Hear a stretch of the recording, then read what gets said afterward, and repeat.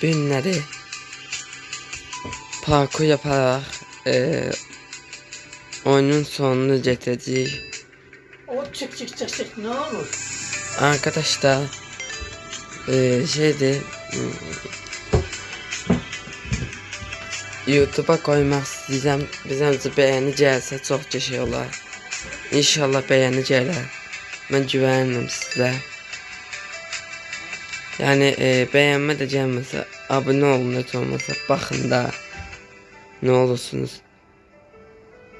Ben yani çok da istemem, az beğeni istəyirəm. Az da olsa, çok da olsa farkı yoktu bana. Ağaçı beğeni istəyirəm. Arkadaşlar söz dilem. Hatta ben bu adımı da koyacağım. Kim istese oynayabilir. Yani YouTube'da adımı da koyacağım inşallah.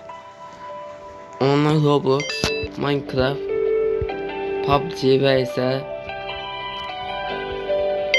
bura oynayacağım. Çünkü daha FIFA zaten oynamam daha.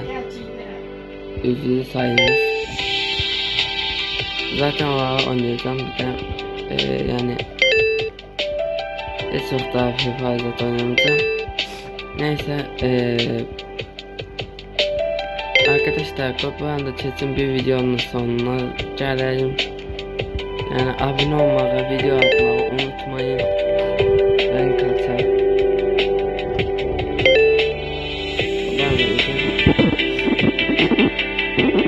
Hadi. Günleri parkur yaparak oyunun sonunu getirdik. O çık ne olur? Arkadaşlar şeydi YouTube'a koymak istəyirəm. Bizimcə beğeni gəlsə çox şey olar. İnşallah beğeni gələr. Mən güvənirəm sizə. Yani beğenme de gelmese, abone olun hiç olmasa, bakın da ne olursunuz.